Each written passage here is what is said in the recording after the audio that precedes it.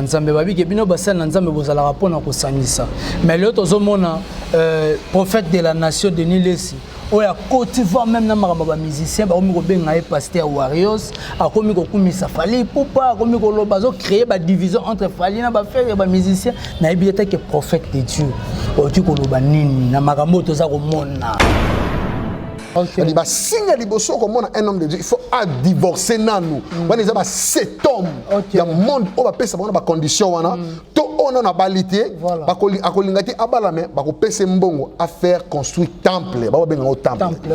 Sous forme de bâtiment. Or, l'église n'est pas sous forme de bâtiment. Voilà. L'église, c'est le cœur de la personne. Mais musicien qui ça comme mon collègue non écodé. Voilà. Comme on a mutumo comme bengi des people des titres. Ça dit il y a pas comme mon sous mutami pesi et da codé. Voilà. Comme moi qui si moko ami pesi comme c'est surnommé Rihanna.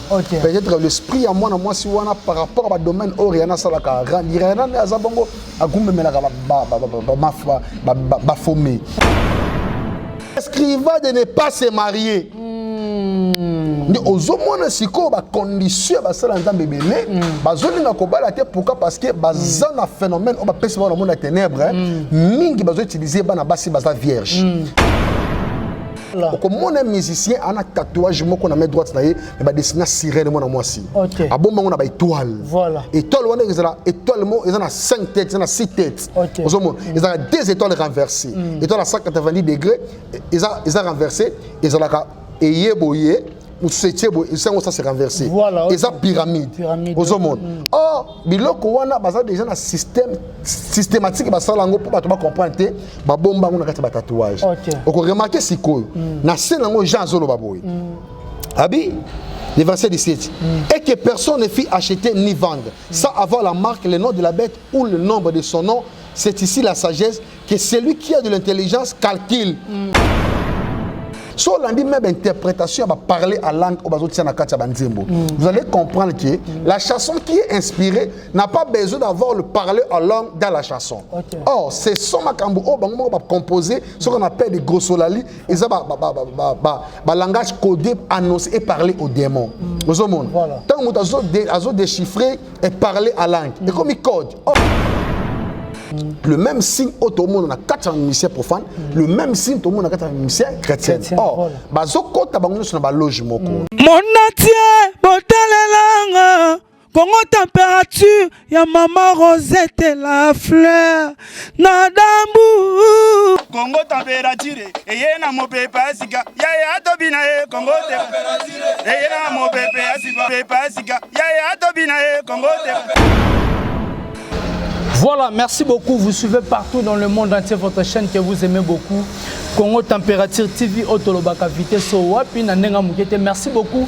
Nabandeko Nyonso, Obazakatien pour l'héritier Iboula partout dans le monde entier. Mouyaka, Nabango Nyonso, après Job Poster, Zalande héritier Iboula, Zuvien, Nangambuta, Mouni, Bakoko, Alunda, pourquoi pas Mauvais Voski depuis les États-Unis. Je dis encore merci à Blaise les Padres depuis les États-Unis. Je dis encore merci à Pascal Mora, Banona, depuis Canada na peso bambote pourquoi pas à Ginette tout c'est vous na peso bambote so na chebo les alrandé à Drisha motomètre bebazibe bacha fomona. Merci beaucoup à mon vieux Mesmi Benazo moté ma maman Eliane Benazo. Merci beaucoup à Bruno Lubika Mbonga propre Sandra ngata maman na Petit Bron Junior et Broly des match pourquoi pas mon président pourquoi pas mon président champion Wadol mon Konzamboka donc champion Wadol mon Konzamboka Julia Florida maman agency maman m'avait chiongo moutete la solo même morale toujours on est toujours ensemble trop elle magique l'autre c'est longue le foitienne de Rosette la télé. Merci beaucoup à maman Rosette et la fleur d'Ambo.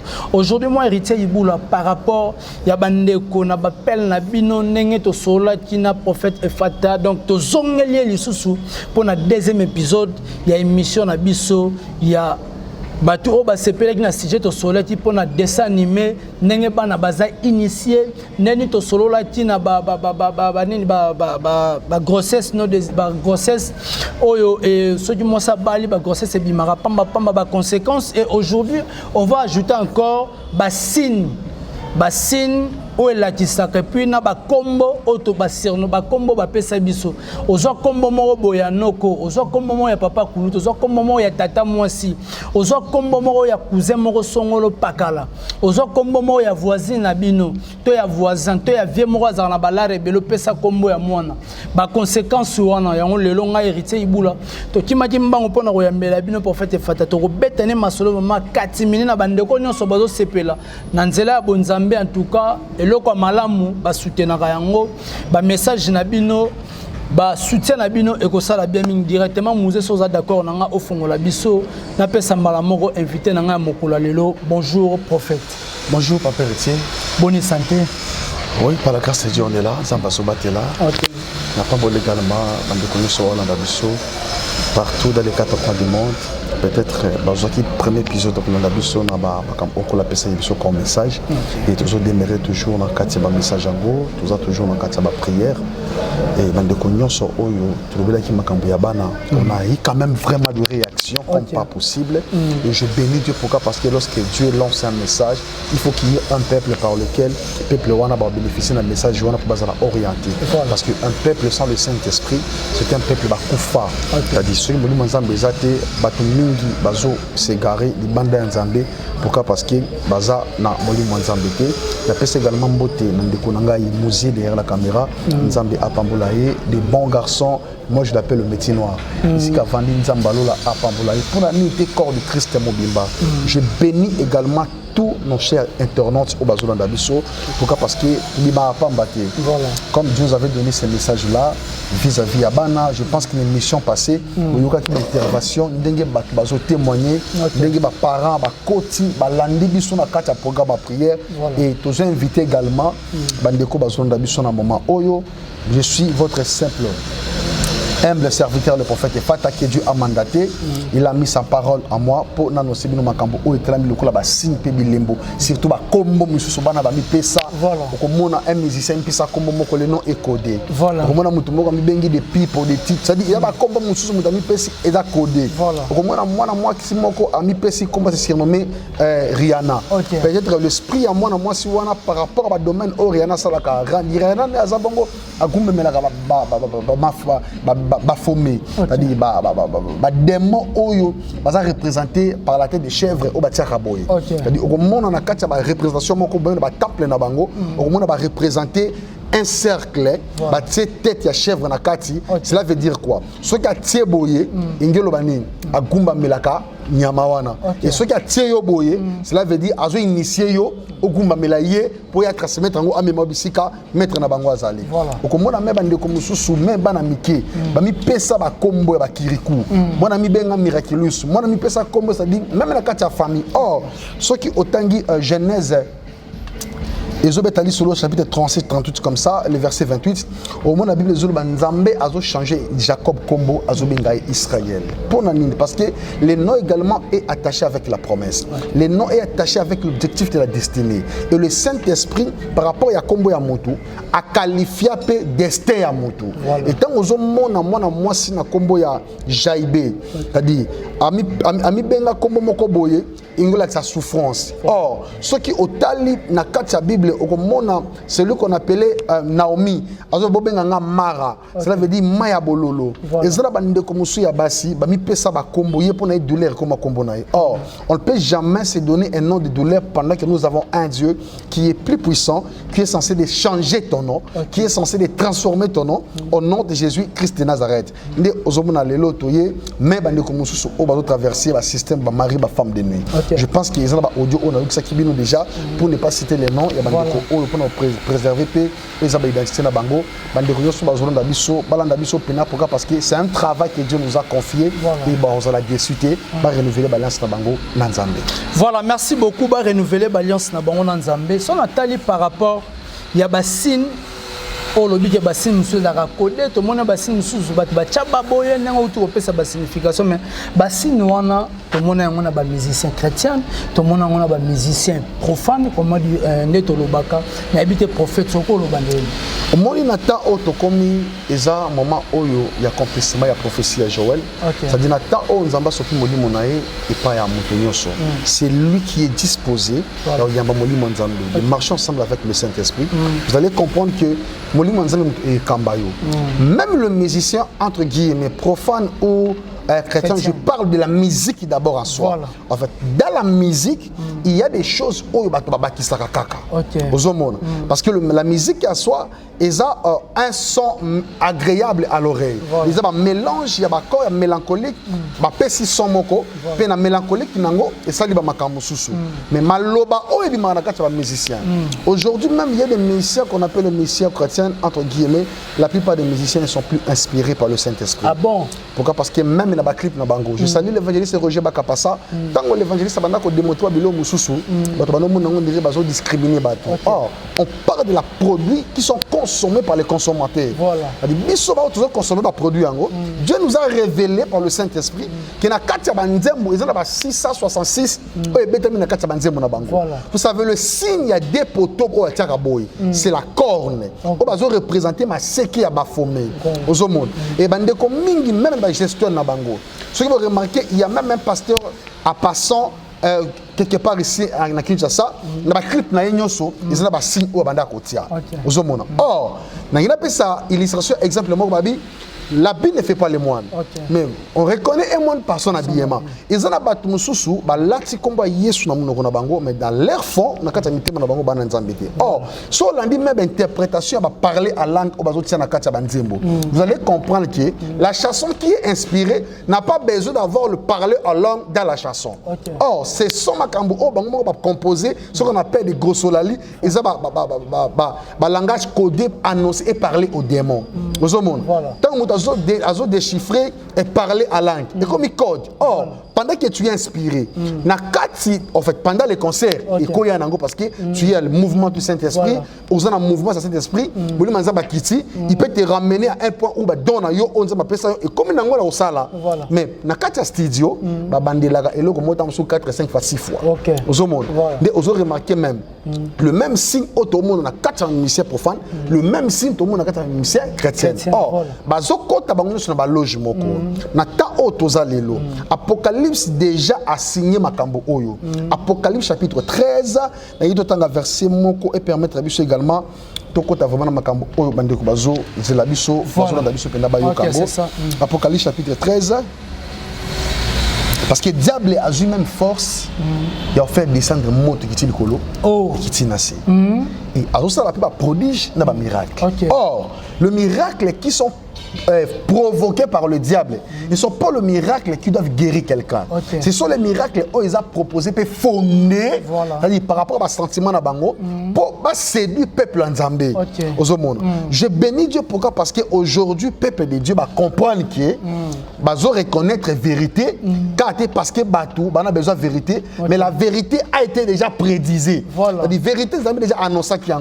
Et continuer la vérité, comment découvrir ce que vous avez comment on a signe Oyo, Apocalypse chapitre 13, le verset 13. La Kititi Nassé, elle opérait de grands prodiges, on a diable. Mais jusqu'à faire descendre du feu du ciel sur la terre à la vie des hommes.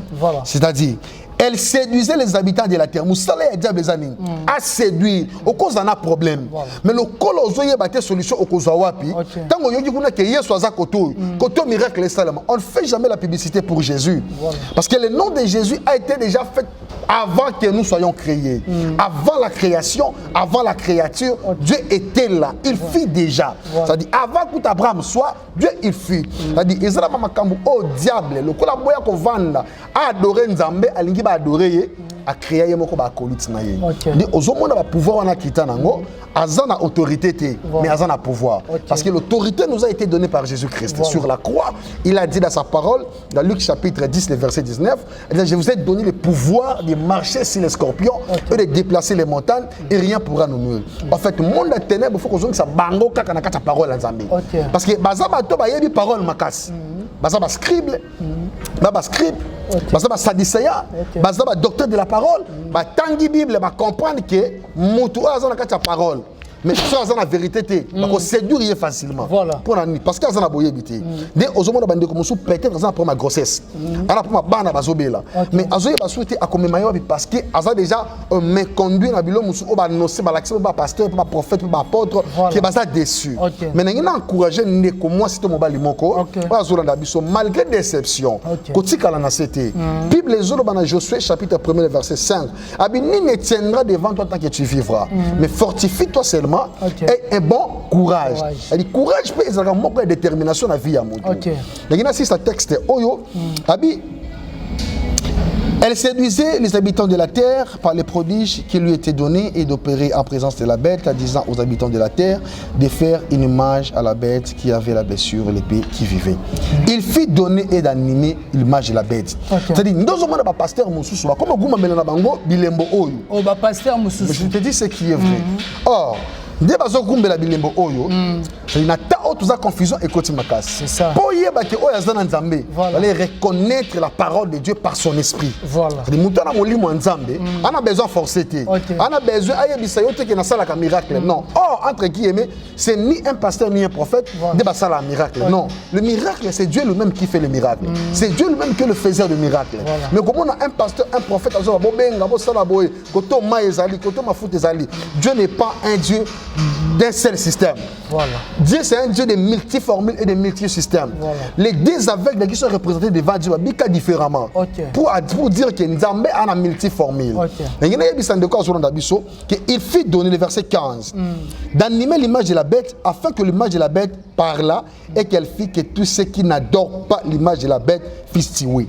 Dès au monde condition ba pesa bango na monde à ténèbres ceux qui ba koti eloka liboso faut ba kabana basi na bango voilà ozomona ali ba signe liboso comme un homme de Dieu il faut à divorcer nanu wana za ba cet homme ya monde o ba pesa bango ba condition wana to ona na balité ba akolingati abalame ba ko pesa mbongo à faire construire temple ba benga au temple sous forme de bâtiment or l'église n'est pas sous forme de bâtiment l'église c'est le cœur de la personne mais prophète na explication sur pesa wana na Orlando très bien lelo tokomo mona parce que na ndengo zo tengela biso bibia na zo mona zo kende bien kolandela que ba musicien chrétien mona ba clip na ba clip auto ba ndeko mona kala lelo comment différent ba moko luka place mo trop propre classe ba zo benga ngonini vitesse ya technologie voire même na l'église est changé ba système tozo baté tozo okende wapi kasi yango nazo si sa texte on peut comprendre que ni nango bazo sala le verset 16 abi elle fit tous, petits, grands, riches et pauvres, libres, esclaves, reçurent une marque sur leur main droite ou sur leur front. Voilà. Ils ont déjà placé le signe sur leur front. C'est-à-dire, ce qu'on a dit bien, main droite na bango. Voilà. Comme on est musicien, on a tatouage, on a main droite na yé, mais dessiner sirène moi na moi si. A bon on a étoile. Voilà. Étoile on est étoile ils ont 5 têtes, ils ont 6 têtes. Ils ont 2 étoiles renversées. Étoile à 190 degrés, ils ont renversé, ils ont la yeboye. Ou ça s'est renversé. Voilà, et ça pyramide. Aux monde.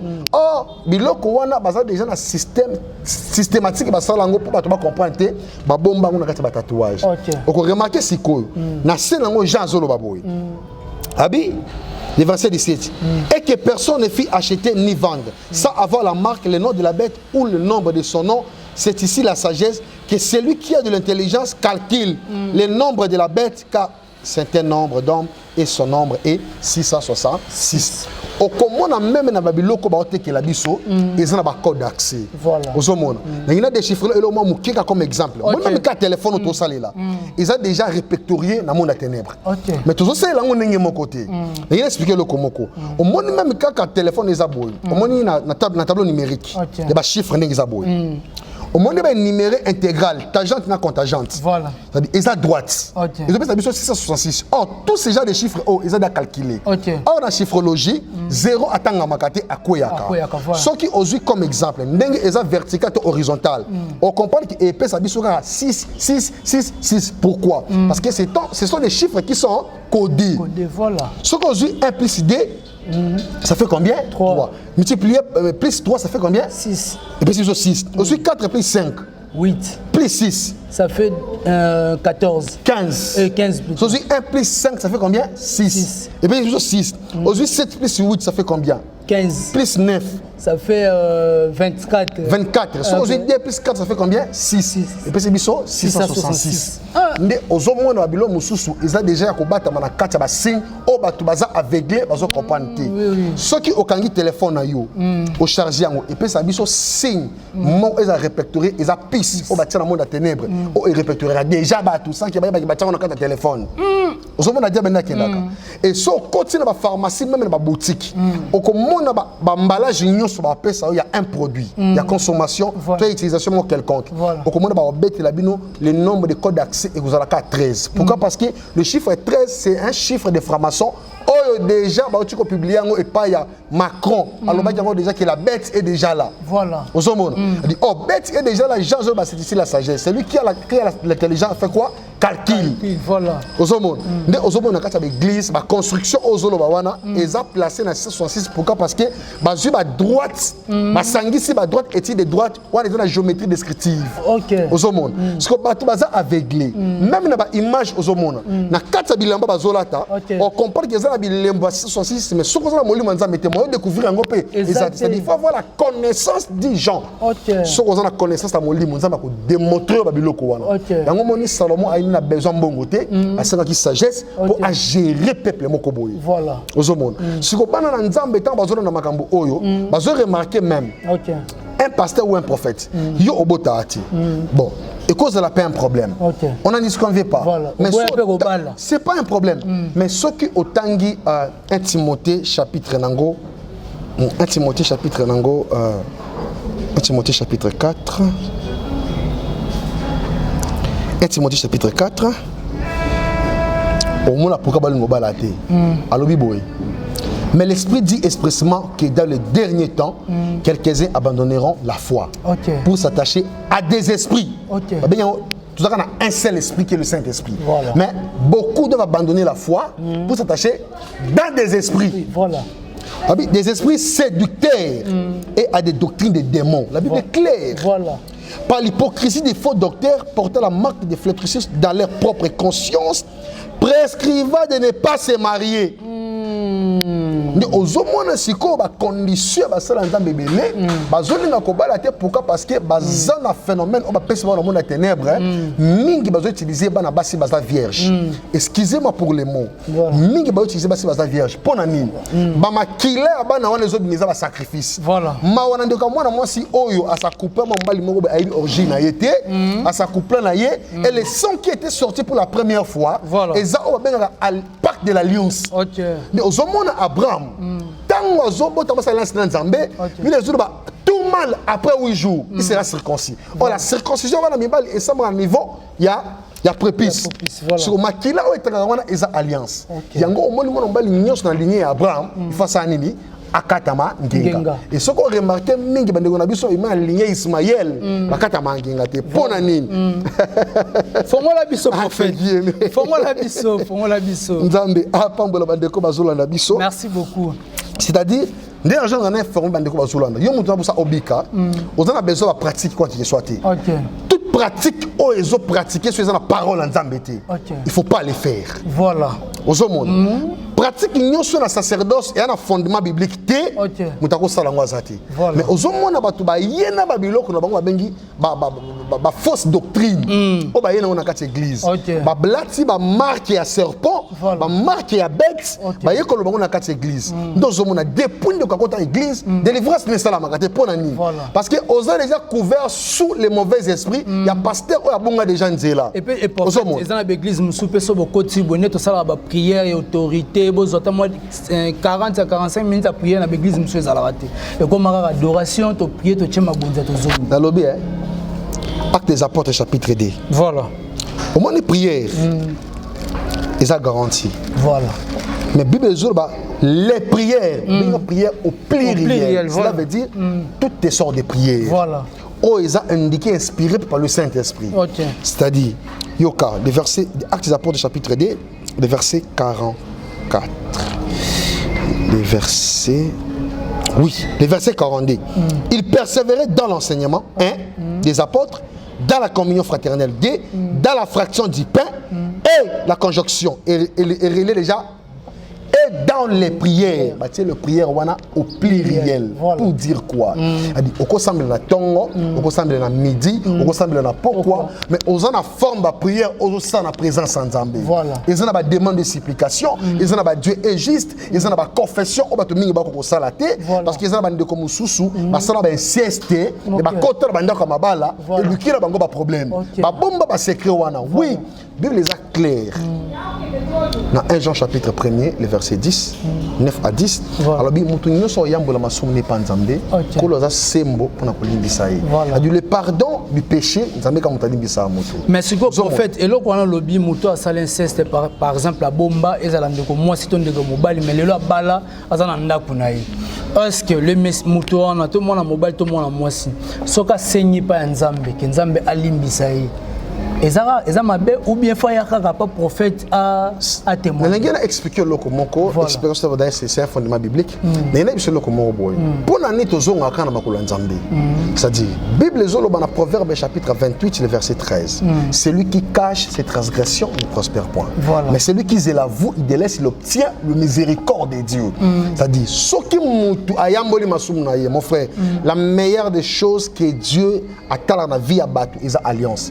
Quand tu ne réconcilies pas avec Dieu, même ta prière sera une abomination. Ah bon? Proverbe chapitre 28, le verset 9. Parce que nous sommes mais aux la connaissance, il il faut pas orienter. L'église c'est le cœur, on a dit ce qu'on veut pas. Alors le principe, c'est ça que l'église est à l'avancée. Autant on est kobo, autant on est publicité, autant on est balabatou, yoka mutumoko. Depuis l'ongola bazen, on conservera sauter. Est-ce que tant on est sur n'est pas mobile on dit mango? Non non. On a continué à pas problème. Dans un monde à foyer belé, ils ont pas problème. Il y a qui se voit c'est un décommon à Paris. Oh ils sont mariés mais à cela qu'un sieste à l'âge de 12 ans. Et lorsqu'il a avoué ma makambo oh zamba zo pambola ye. Ozoma nenga bani makambo na ye. Je les salue à passant de connaître bisika na Paris. Zamba pambolé bisika ça. Pour te dire quoi? Bande ko mingi wa bomba ba makambo. Il y a un texte un verset on appelle ici. Le Proverbe chapitre 28. Proverbe chapitre 28.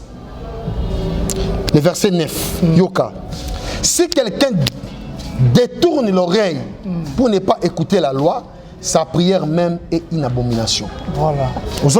Ça veut dire qu'on parle de la loi, on parle des principes, le principe de la parole et de la vérité. Du Jean chapitre 8, le verset 32. Vous connaîtrez la vérité et la vérité vous affranchira. Tu as besoin qu'il y ait la vérité. Tant qu'on confessait, David qui était quelqu'un qui était déjà surnommé à Ouan de Dieu, l'homme selon le cœur de Dieu. Attention, il a écrit combien de psaumes d'Azaph. Il a écrit combien de psalmistes de David. A commis combien? À l'obé, il a psaume 51.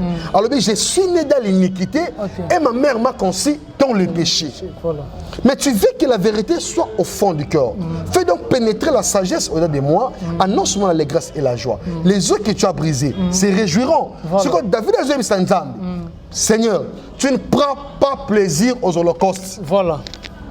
Si tu avais voulu les sacrifices, on t'en aurait offert. Mais et comme en fait champ d'action. Or, il y a scandalisé que tu ne comment que cela les soumous et ça n'est normal. Mais faire du péché ta vie quotidienne en tant que chrétien, c'est une abomination. Mais ça la bande comme soupené tous au bêta masolo prophète babima pena basal na nzambe mais abala. Mais c'est ce que je te dis. Ce sont des conséquences graves. Le là comme maintenant musala nzambe, ta la vie na lobby. Tu sais, il y a des jeunes sœurs oh tu encourager bangote, ce n'est pas quelque chose encourageant. Si c'était une relation qui promet pour un mariage, pour un destin, pour la destinée pour la vision, on ne dit ce qu'on ne veut pas. Mais sous cette relation, et ça n'est pas une publicité. Mais il faut qu'il te l'aider. Parce que yobi mina mosala nzambe. Et bon au lobby. Yé akia se mama comme naï. Peut-être dans l'alliance naï à ça la peine diable. Atike le semence ya productivité ya semence à molili. Mais aux hommes qui ba noto na yo et autres qui ne cas autrement pourquoi parce que obima kana mosala nzambe moko. Aux hommes obamba na yo secret. Mais les lots vivre ba conséquences conséquence à Makambo parce que quand on a mosala nzambe na mosala nzambe babomba mwana et banate mais babomba mwana bakosela kutu mutu musuzemi tozana kao misatu bakosela mutu musuzemi mais zema mosala nzambe lelo ça comme aloba vérité so tali elonya mwana wana pasteur tout à fait boyebi tout à fait au long la to baksati ozomona et na sengi ma nzambe ezali kola bataboyi nzamba zobenga bango ba iya to bondela nzambe bande konyo so bana bango ba remarquer que bana ba baby que bana ba continuer ba semence bien te ba ya to luka nzambe bande konyo so bana ba problème oyo ezaki non ba semence ya grossesse ezokima ye ana besoin prier to santé zo déranger ba ya to luka nzambe. Voilà, Bayato Lukanzambe, vraiment na sous émission comme on dit souvent que les bonnes choses ne dirent jamais. Donc bato nyon so bana posa ya prophète Fataza wana numéro za wana bobenga et kozala vraiment bien prophète. Donc na biso vraiment na souka mais aujourd'hui tout le monde a dit évangéliste Roger Baka d'ici le 15 février bandeko na biso bana ba poto bazonga Kinshasa po sino ba kokoma ba esclave na ebité to leki dans les 15 toza kokende wana za prophétie onzambe ala kisaki na ebité que prophète de Dieu et lo ni rolo bana na bato ba Holanda nzamba lola apambola bandeko ba Holanda biso omoni prophétie nzambe mutapesa kango mais ce qui mutapesa prophétie na ndenge na yemoko nzambe a punir des morts Deutéronome chapitre 18 verset 18 au 21 verset je sais pas grave liso le makambo nzamba nzamba bomayo mais je salue l'évangéliste Roger Baka a passé en bisika zali mais il y a savait le comment les prophéties c'est pas à moi de juger la prophétie ce qu'on dit 1 Thessaloniciens chapitre 5 le verset 15 na kiti yoka Bible. Prenez garde que personne ne rende autrui le mal pour le mal, mais poursuivez toujours le bien, soit entre vous, soit envers tous. Soyez toujours joyeux, le verset 17. Rendez grâce à toutes choses, car c'est à votre égard la volonté de Dieu en Jésus-Christ. N'éteignez pas l'esprit, ne méprisez pas les prophéties, mais examinez toutes choses. Retenez ce qui est bon et abstenez-vous de toutes espèces mal. Prophétie Kobi Manango, Bible est claire. Abizo oza malamu, oza besala nini? Boka yango. Mais surtout Habakkuk chapitre 3, au moment la Bible est dit solo chapitre 2 lobi examiner la prophétie, gravez-la sur la table. Qu'on la laisse couramment. Quand le temps est déjà fixé, si prophétie dont le temps est déjà fixé, il s'accomplira certainement. A dit Mahomet dit prophétie bande ko bana poto qui bazaba esclave. Prophétie oyo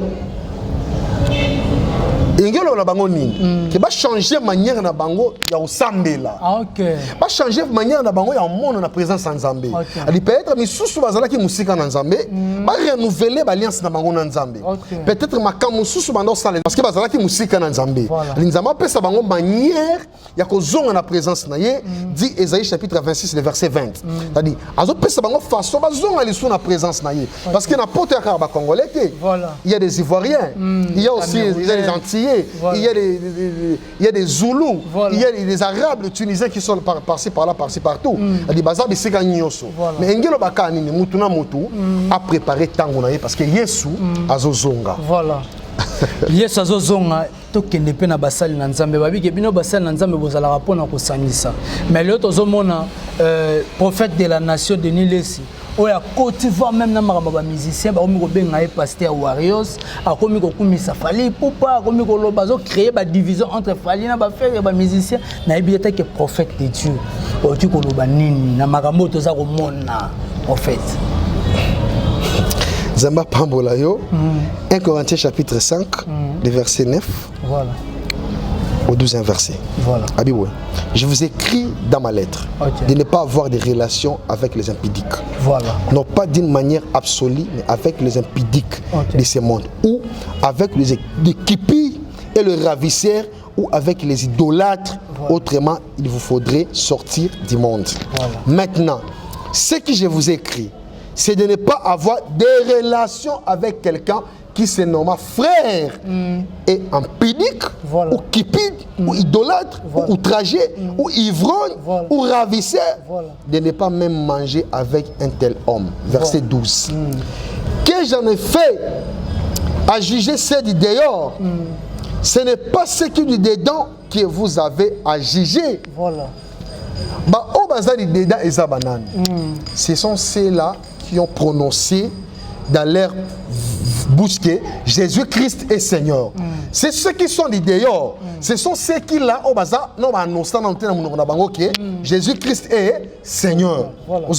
Mais ce que tant le prophète entre guillemets, le prophète de la nation azolo ba makambo wana yema wa yema ba osala yema bi vision azui yema yema kamoni azosala. Ce n'est pas à moi de le juger. Mais parole ndé ils ont sabiso nanzela. Ozomon nazolo bela individualité mais nazolo bela corps de Christ. Ozomon et celui qui a reçu le mandat en tant que roi de Dieu. C'est quelqu'un qui doit ramener les gens dans la bonne voie. Ce n'est pas parce que bande ko no ba confesser toboya bango. Non, ce sont nos frères. Bande ko na biso. Toboya bango parce que no ba confesser. Mais nous sommes un modèle pour eux. Ils ont les belés ba outi ba monde wana bazo confesser les lots bozo langa bango. Ils ont mis bazaki pa mi orchestre moko songolo pakala. Bazolo ba makambo ba no sala ba orchestre wana. Bozo langa bango passer par là. Et moi comme pasteur, ayembela bino linda wana zanani.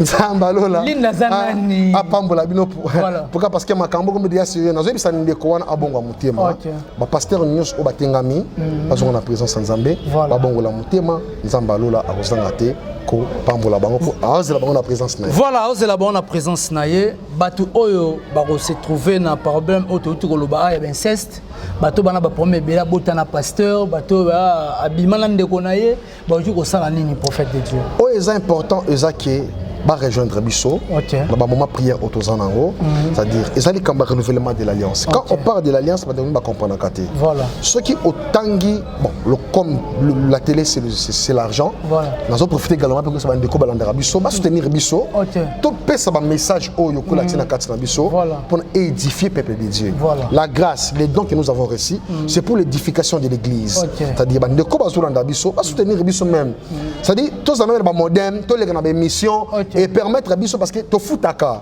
omoni ali c'est pas que to zanga mamba koloba le prendre to les cas régulièrement to futa quelqu'un o ba ko soutenir biso pour évangile ke liboso to so ba soutenir biso to futaka ba média o to zoleka to panza sango malamu ali bande ko ba zolanda biso aza ba kabe sieste o ba ndoto ba mari femme de nuit o bana na ye ba tengama baza ba signe sorcellerie o abali na zo botate ndeko o assez surnommé ba combo mais accompagné de même pesa combo wana ça comment c'est Diane ah pas trop na suka Diane ils déesse moi na temple na Asie au moins PC combo mais combo na ils ont ramené na débauche combo na ils ont même à la brigand pour nani parce que les noms qu'il a porté combo mutuana esprit na ils ont réincarné la vie à Moutouana. Voilà. Et bandeko nyos oba région de biso na plus 243 82 21 78 177 plus 243 malgré les numéros affichés sur la barre d'écran ba benga les prophètes ba rejoindre biso dans moment prière 3 jours il y a prière oh toujours bon de la pourquoi la paix biso dans 3 jours mais toujours bon de la 3 mois pour na ba kanyoso o ya bana o baza attaché na la sorcellerie bazo suba bana ba sili ba mayele ba malformation Dieu est capable de tout. Voilà. Nzamba lola akozanga te ko pambola bango na déclarer le ko la mosala nzambe. Mutu nyo se retrouver ki na ba problème oyo. Nzamba longola vent o na ndako na yo. Alongola maladie, alongola inceste, o e bloqué kiyo.